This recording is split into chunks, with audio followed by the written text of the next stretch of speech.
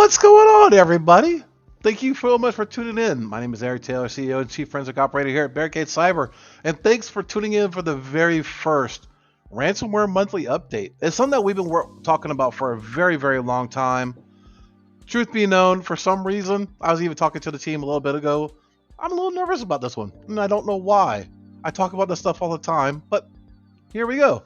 So the format really is going to be is, we're going to talk about some of the stuff that we're seeing in the metrics that we've seen over the past month and over the year. We'll talk about some news that you probably may not have heard of. And on this one, we're going to have a bonus episode because we're going to listen to a video from a local library and how that whole situation has gone completely sideways. So stay tuned toward the end of that. And then we'll have a little bit of a Q&A. And those who are been on Simply Cyber and heard the very small sea shanty as the closeout that I normally do for there, well, we're going to play the entire one. Why? Because it's our channel and I can freaking do that. So anyway, let's tune in. Let's dive in. Let's learn about what's been going on, right? So this is to cover everything that happened last month in the news, in the cybersecurity, and more specifically the ransomware topic. So what we did see was a ransom hub. They were originally taken down and they had a lot of disturbance, but one of the things they did do is they did destroy I shouldn't say destroy, but massively disrupted the government in Durant, Oklahoma, Lorain County, Oklahoma, and Puerto Rico's Department of Justice, and really disrupted their entire court system, communications, and all their real essential services. According to the reports, there was no 911 distribution impact or anything of that nature, but it did disrupt a ton of response services and things of that nature. Ransom Hub has been really targeting a lot of the government infrastructure, right along with some other ones. So if you are in the government sector of any sort, especially a municipality, definitely take a look at Ransom Hub's TTPs. We will be posting something on Barricade Cyber soon about their TTPs. So if you're not up to speed on it, look for that to come out next week. I will be putting a report together over the weekend around this one. We've been trying to get this thing incorporated into the Barricade site. I believe marketing pushed out two of them. We pushed out Safe Hub or Safe Pay and the QLIN this week, or at least we posted them. I'm not sure if marketing has pushed that out yet, but be on the lookout for those particular things. And like I said, I will get something up for Ransom Hub that is on my specter of things to do over the weekend. QLIN, they are, you'll see in the next couple of slides, they really are becoming the Lockbit, the main threat actor group to pay attention to, right? Yep, I'm aware. Thank you. Sorry, you may hear team. Let me close out my team's notifications.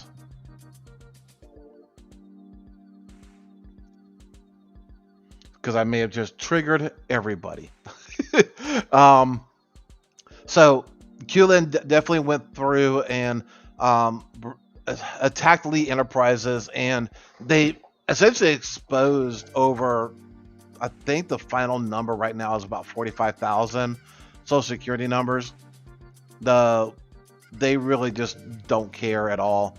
That they are just going through, smashing and taking names. They're really causing a lot of destruction right now. Come on, go back in. Interlock hit the Kirtling Health Hospitals. The Interlock ransomware group disrupted systems across 14 hospitals, forcing procedure cancellations and ambulance rerouting. Just imagine that, folks. So I do have that one pulled up here, and I'll post it here into the chat so that way people can be able to view that at your own leisure if you wish to. So this group literally, they impacted, like I said, over 14 hospitals. You just think if you were in a traffic accident, you were trying to seek medical attention, and they're essentially rerouting all ambulances to everybody else. So there was a time ladies and gentlemen, where ransomware groups would literally say, you know what, if you're a hospital, we're not going to attack you. If we get in there, and we see that you are a hospital, you're a medical facility, we'll just back out. We'll send you a notice and say, hey, this is what we found in your environment, and they would do the quote unquote honorable thing. They wouldn't do anything that would impact patient care. While on the surface that is good, right? They're not endangering lives. It's purely financial. From an outsider's perspective, and this really is going to be a hot take, that this gave hospitals a safe or a false sense of security, in my personal opinion. So for years, like I said, years and years, they obeyed this type of rule, and the hospitals are like, oh, well, we don't have to do security. We don't have to worry about this ransomware thing. It's not really a concern because they'll just notify us if there's an issue. So they never properly mitigated any of their vulnerabilities to thwart ransomware activity. Now the gloves are off, ladies and gentlemen. I mean, it's a full-fledged scale war. Those who have been following me for a little while, I know it's not an official declaration, but I've been saying for many years, we are in a cyber war. So, as much as I hate the term that CISO does of shields up, it kind of aligns here, right? You need to, including hospitals, really do need to start focusing on getting more secure and being able to, have due diligence and resiliency when it comes to these threat actors, right? Looking further into the stories, the Play ransomware has reached 900 organizations, including CISA, the FBI, or the CISA FBI. Sorry, I misspoke. I told you in the beginning, I was a little nervous. I don't know why. The FBI and CISA put out an advisory for everything, warning everybody of critical infrastructure entities, and stating over 900 victims. And Play ransomware group, even as of this morning, has already posted 5 or 6 more. So Play is definitely getting up there to the level of QLin and being able to be a major player in the ransomware space. As I stated in a slide before, QLin was the most active ransomware group, clocking 86 victims, 34% ahead of the next group out of 377 total incidents. So it is like I said before, QLin is definitely a tier 1 threat acting group that is causing a lot of pain. Justin Gold, yep, that's what I would call a hot take. Exactly. The Interlock ransomware group, which is they're a newish threat actor group. Give me 1 second. Let me just pull up my CTI real quick. Let me see when we actually started seeing Interlock. Come on. Nothing ever works as fast as you want it to, ladies and gentlemen.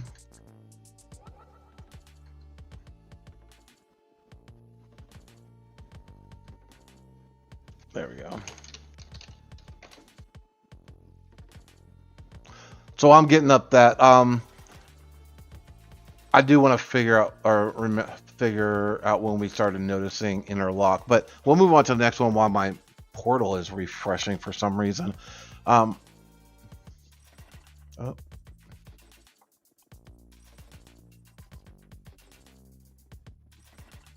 Yeah, so we started seeing them October 4th of 2024. So, they're under a year.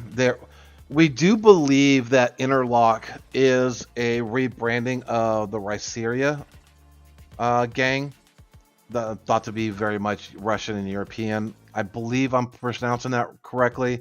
RHYSIDA, Ryseria. I'm not sure. But we do think it's a rebrand of that group. Scatter Spiders, attacked Affleck. A Scattered Spider. So we'll talk about this a little bit further. So let's see, where was that? I didn't break up that page. Oh, so here it is. Sorry, it's over here in my insurance. So let me minimize this. All down here. So Scatterspider moved from retail to insurance. If y'all seen it in the month before, Scatterspider nailed 5 or so major retail industries in the UK or Europe, one of the two, and they've moved over to retail insurance, where Aflac has been now notifying that they have been a victim of a cybersecurity incident. To date, Aflac has not claimed who has hit them, nor has any threat actor group claimed responsibility for the Aflac hack, as well as the Philadelphia insurance company. They came out and stated that they had a hack as well of a ransomware, but they are not claiming. Nobody has claimed responsibility for that particular activity as well. So that's kind of it on at least that for the most part.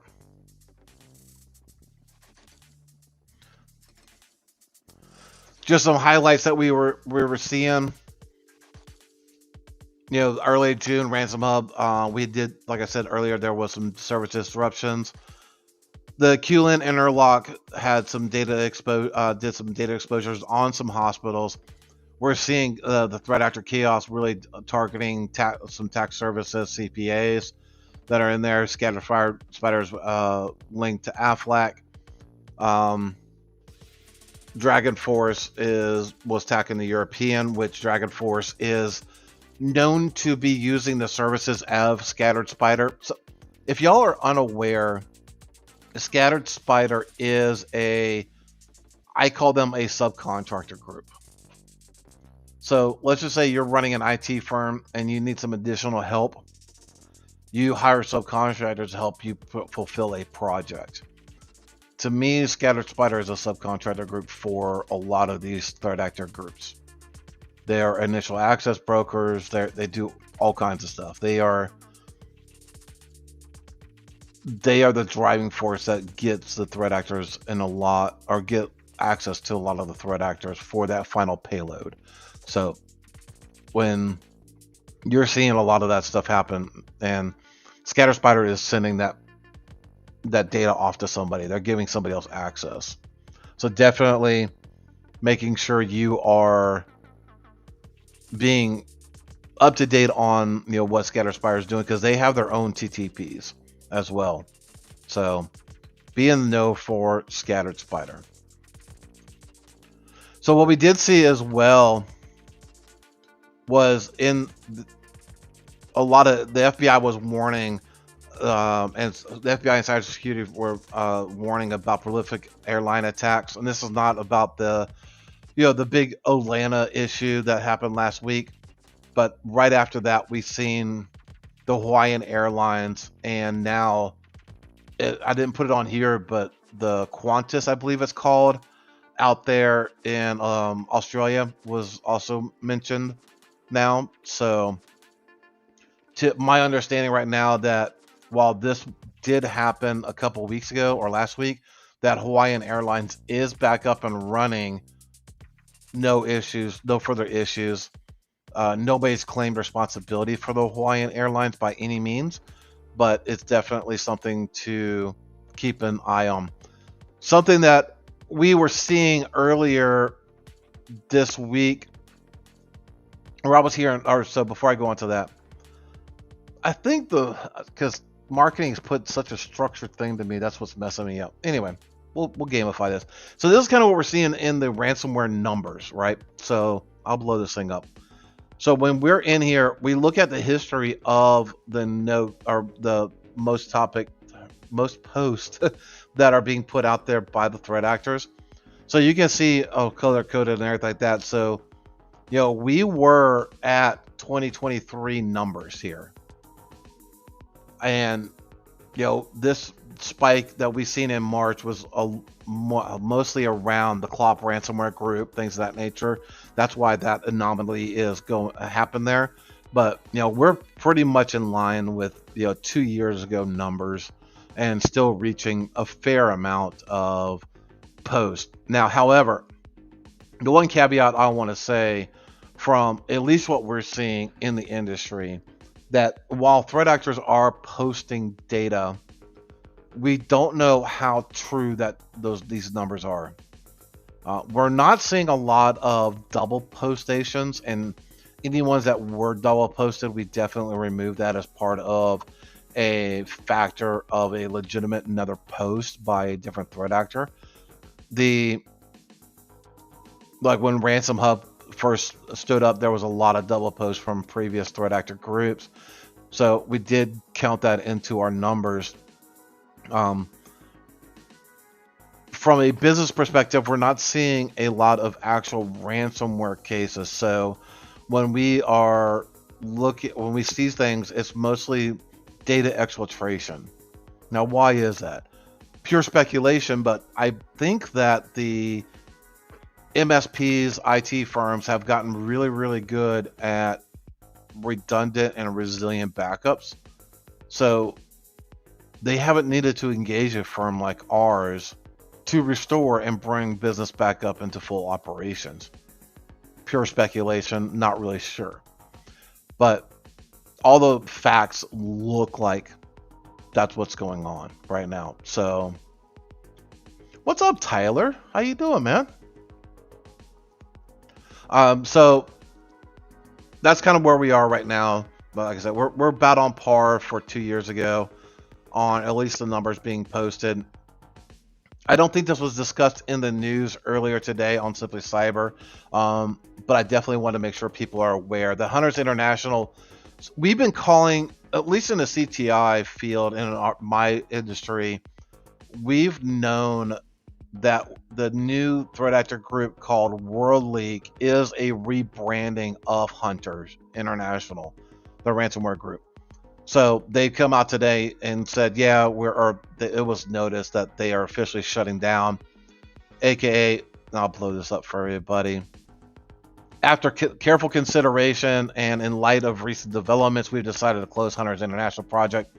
This decision was not made lightly, and we recognize the impact that it has had on organizations that have dealt with the cybercrime gang, says in a statement on the dark web. Oh, bullshit. If they were really concerned about it, they wouldn't be doing it. They don't care. But they are in a gesture of goodwill. They're willing to assist those who are previously affected by offering free decryption software. Blah blah blah. FBI, don't come raid us. Basically, the way I read that. It might be okay. One thing that if you follow me on LinkedIn, we were getting, so let me preface this before we go into the next thing. I was hearing on back in chatter, probably about this time last week, maybe a little earlier in the week last week, where a threat communication and or payment facilitator called Digital Mint was in some potential 3-letter agency trouble where they're being investigated. And I was like, I wonder if this was complete rumor or speculation. And I'm just going to say, I'm heavily in this industry. We do a lot of threat actor communications. We broker a lot of payments. There is a term in the industry called MSB, Money Services Broker, that we're going through the FinCEN to be fully vetted out at, so that way we can expand our offering. We've worked with Digital Mint in the past.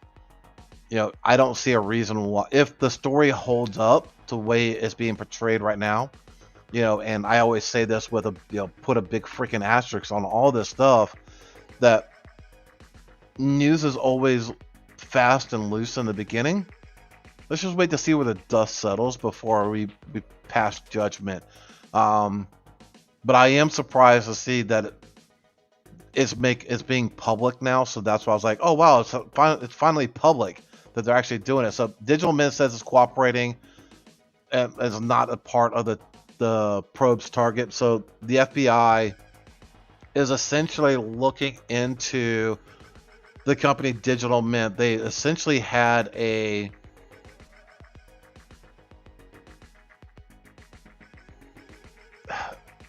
part that I don't know if what I'm being told is correct, that this team member of Digital Mint was in the organization most of last year and the beginning of this year, but had recently left like February or so, maybe January. But while they were there, they were doing communications with the threat actors, and they were taking kickbacks, or he or she was taking kickbacks from the threat actor, roughly about 10%, saying, hey, we helped facilitate this. We're, if you want to still continue getting payments, you need to give me a kickback. Now, here's the problem. A lot of insurance carriers want that MSB title to make the payment. To my understanding, there's only two firms out there that are allowed to do that: Digital Mint and Coveware. And we haven't really heard much from Coveware in a long time in my industry. So Digital Mint is like the monopoly of the space, if you will. Again, I'm not trash talking them. I met the owner several times. I've met several of the team members. They seem like good people. It's not like we've had in-depth conversations. We know about each other, right? So it'd be interesting to see where this comes to pan out. How deep down the rabbit hole does this really, really go? And we'll just kind of have to see. All right, so that's it kind of on a little bit of the news. Like I said, we were really just trying to talk about, where everything stands, where everything sits. Sits, yeah, that sounds great. But here's kind of some of the metrics that we're currently seeing for last month. Total 91 total victims. Like I said, QLIN was 21 victims. Cura topped the list with 12, Play with 12, and Dragon Force with 8. Of course, the United States, as always, has 60 victims. We're the highest because of our GDP. Canada had 4, United Kingdom had 4, Germany with 4 as well. And those are the top industries that are impacted. And this is year to date, or this is the prior month. So you can kind of see where June. Oh, this is the prior week. Sorry, I misread the title. So this is June 12th to June 18th, and this is all of June. Still, QLib being the top, the Cura being at 30, Play being at 29, and SafePay being at 26. One thing that people are not paying attention to a lot of right now is the IT services and consulting, and typically the MSPs and the law practices are starting to see an increase of everything. Construction and manufacturing is always been the top of the thing. So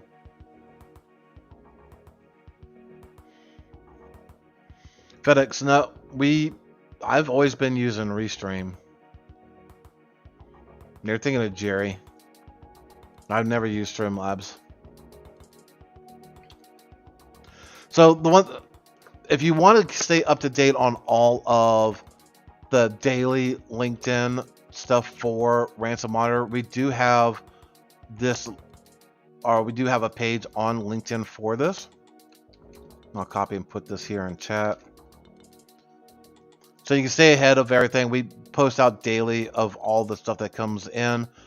We do put together a weekly synopsis of everything that happens the week before, so you can stay to get up to date on the daily and the weekly reports of that we're putting together.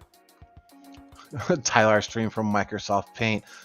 I wouldn't be surprised, Tyler. I wouldn't be surprised, good sir. You probably got a CVE built in Microsoft Paint if I'd known better. One thing that we are bringing out that I do want to make people aware of, we're bringing out, it may not be a good name, but this is what we ended up doing, which is Security Breached. Security Breach is something that we're going to be putting together. So a lot of times we get asked, hey, my Facebook, my LinkedIn, my whatever has been compromised or whatever. We're putting together an actual place to send these people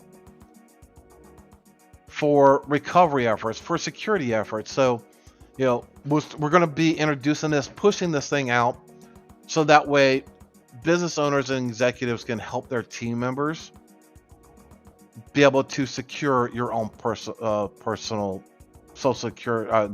your own social media platforms, because there's unfortunately a lot of pages that are out there that are wall gated or paywalled, and they want like $200 for professional service. Like, come on, we're just gonna put it all in one place.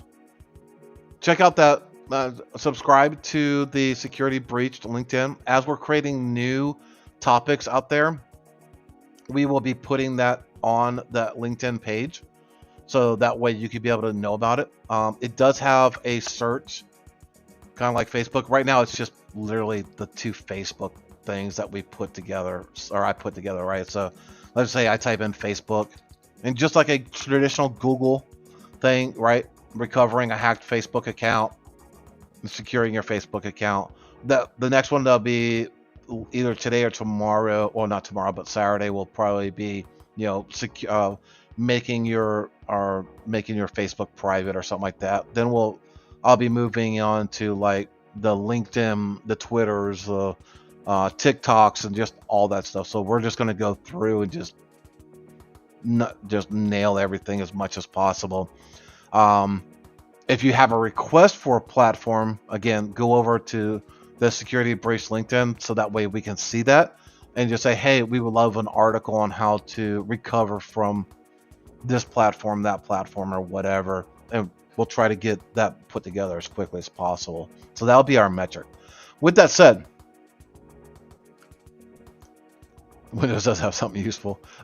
Let's get to the one story that I really wanted to dive in deep onto today, okay? Let's see. And let me kill the music here.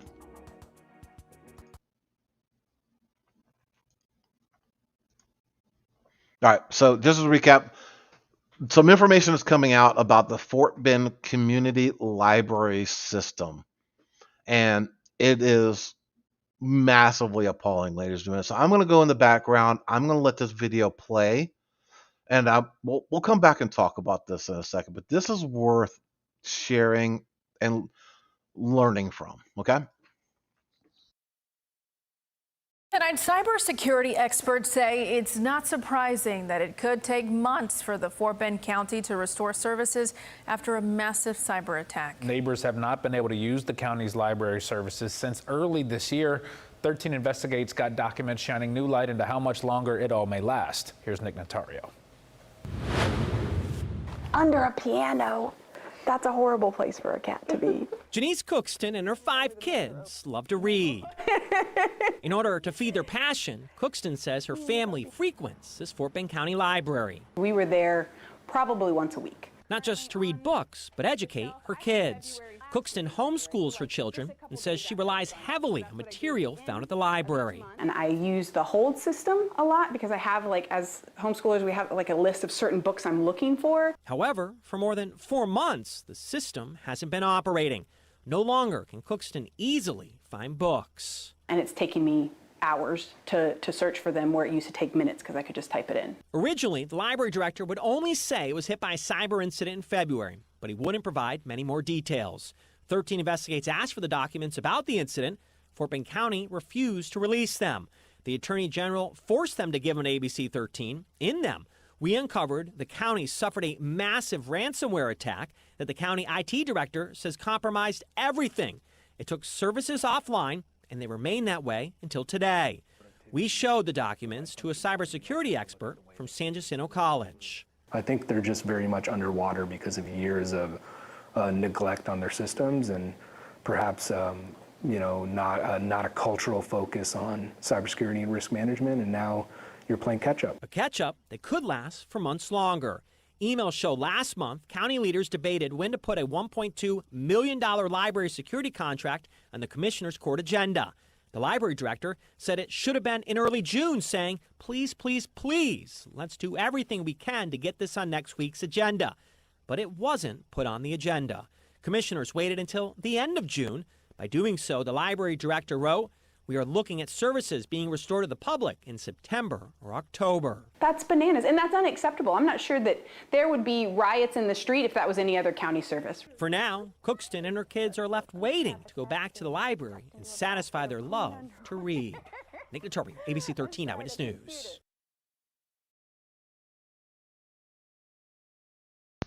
That is just nuts, isn't it? So, was it this story that I read? Let's see. So the email shows that the IT department received a bulletin. There was one story that I read where, yep, here we go. I'll go full screen on this one. They're missing hard drives. The county IT and library IT had separate departments following the attack, blah, blah, blah. Emails from the county IT worker revealed concerns that they spotted the library. Manager said, as we entered to inspect the potential server drives were retrieved, we noticed that a few drives from 2 servers had already been removed. The servers named Guru and Yoda. Who in God's green earth is still naming their servers after characters? We're missing one drive.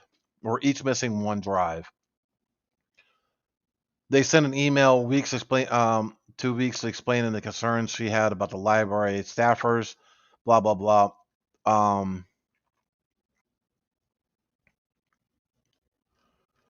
There was even a slam on, let's see, it may have been a different follow-up story.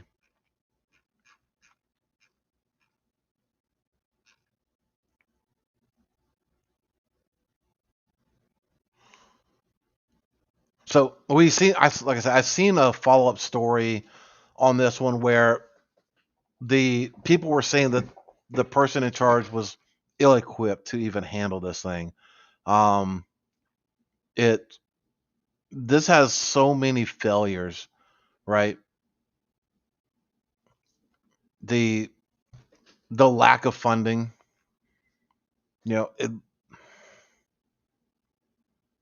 we've been on some pretty massive ransomware cases before, but to simply be impacted from March all the way to September or April that's pretty bad. That's pretty bad, ladies and gentlemen. I named my servers Eric, and they're going to crash, Tyler. They're going to crash.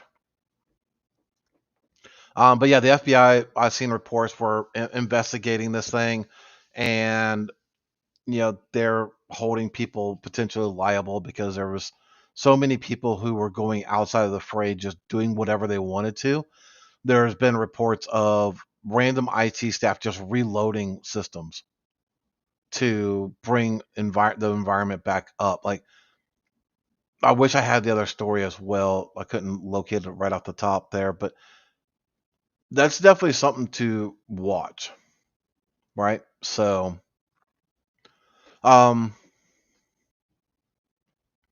with that, I hope you enjoyed it. Like I said, this is the first round that we're kind of doing it.